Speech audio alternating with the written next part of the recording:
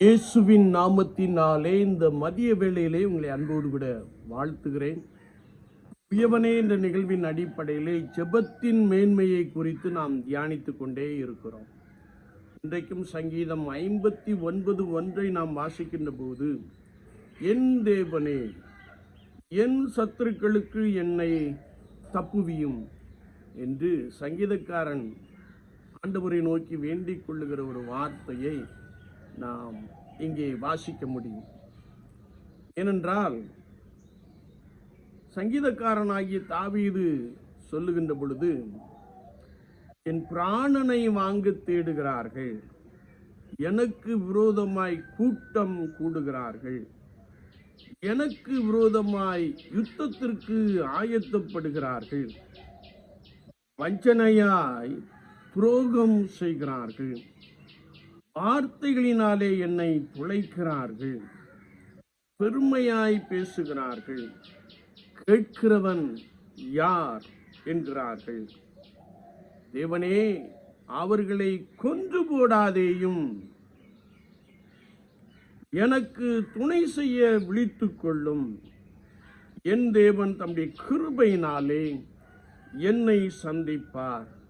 நானோ உமது வல்லமையை பாடி உம்மை மகிழ்ச்சியோடு கொண்டாடுவேன். ஏனெனில் நீர் என்னை என் சத்துருக்களுக்கு தப்புவித்து உயர்ந்த அடைக்கலத்தில் எட்டாத உயரத்தில் வைத்து என்னை காப்பாற்றினீர் என்று சொல்லுகிற ஒரு வார்த்தையை நாம் வாசிக்க முடியும். என்னை கேட்டுக்கொண்டிருக்கிற என் அன்பு சகோதரனே, சகோதரியே, விசுவாச வாழ்க்கையிலே கர்த்தராகிய இயேசு கிறிஸ்துவை பின்பற்றுகிற அனுபவத்திலே சத்துரு உனக்கு விரோதமாய் போராடி கொண்டிருக்கலாம். அது மாத்திரமல்ல, உன்னுடைய பிராணனை அல்லது இவன் எப்பொழுது அழிவான் என்று காத்திருக்கிற நபர்களை நீ அறிந்திருக்கலாம். உனக்கு விரோதமாய் அநேகர் எழும்பலாம். உனக்கு விரோதமாய் யுத்தத்திற்கு ஆயத்தப்படுகிற அநேகரை நீ பார்க்கலாம். உன்னோடு கூட இருந்து கொண்டே உனக்கு வஞ்சகமாய் துரோகம் செய்கிறவர்களை நீ கண்டிருக்க முடியும். அது மாத்திரமல்ல, பெருமையாய் பேசுகிற உதடுகளை நீ கேட்டிருக்க முடியும். இவை எல்லாவற்றையும் செய்துவிட்டு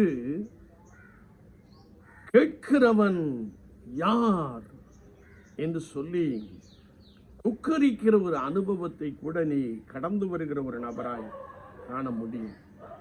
ஆனால் இவ்வளவு பாடுகளை, இவ்வளவு வேதனைகளை அனுபவித்த சங்கீதக்காரனாகிய தாவீது சொல்லுகிறார், அவர்களை கொன்று போடாதேயும் என்று சொல்லுகிற ஒரு வார்த்தையை நாம் இங்கே வாசிக்க முடியும். ஏனென்றால் விசுவாச வாழ்க்கையிலே ஆண்டவர் நம்மை தப்புவித்து நம்முடைய சத்துருக்களுக்கு எட்டாத உயரத்திலே, எட்டாத அடைக்கலத்திலே நம்மை கொண்டு போய் வைக்கிறபடியினாலே உங்களுக்கு ஆண்டவர் கொடுக்கிற ஒத்தாசை, உங்களுக்கு ஆண்டவர் கொடுக்கிற மேன்மை, சத்துருக்களுக்கு முன்பதாக ஒரு பந்தியை ஆயத்தப்படுத்தி உங்கள் தலையை எண்ணெயால் அபிஷேகம் பண்ணுகிற அந்த கிருபையை அவர்கள் பார்த்து பார்த்து இருக்க வேண்டும் என்பதற்காகவே சங்கீதக்காரன் சொல்லுகிறார், அவர்களை கொன்று போடாதே. என்னை கேட்டுக்கொண்டு இருக்கிற என் அன்பு சகோதரனே, சகோதரியே, உன்னுடைய பாடுகளின் மத்தியிலே, உனக்கு விரோதமாய் கூட்டம் கூடுகிறவர்கள் மத்தியிலே, உனக்கு விரோதமாய் செயல்படுகிறவர்கள் மத்தியிலே, உன் பிராணனை, உன் ஜீவனை வாங்க தேடுகிற மத்தியிலே ஆண்டவர் உன்னை எட்டாத உயரத்திலே கொண்டு போய் வைப்பேன் என்று சொல்லுகிறார். கவலைப்படாதிருங்கள்.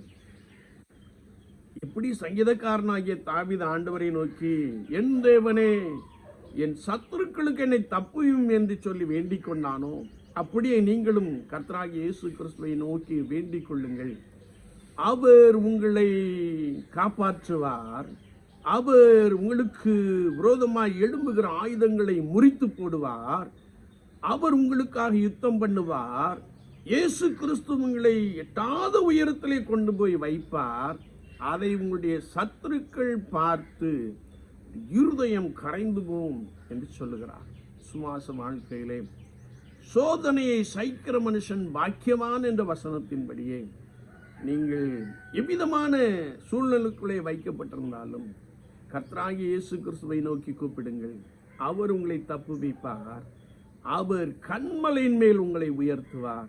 அதை அநேகருடைய கண்கள் காணும். அவர்கள் இருதயம் கரைந்து போம், நீங்களோ மகிழ்ச்சியாக கொண்டு போகப்படுவீர்கள் என்ற வார்த்தையின்படியே ஆண்டவர் உங்களை சகல நன்மையினாலும் சகல ஆசீர்வாதத்தினாலும் உங்களை மேன்மைப்படுத்துவார், உங்களை உயர்த்துவார். ஆமேன், ஆமேன்.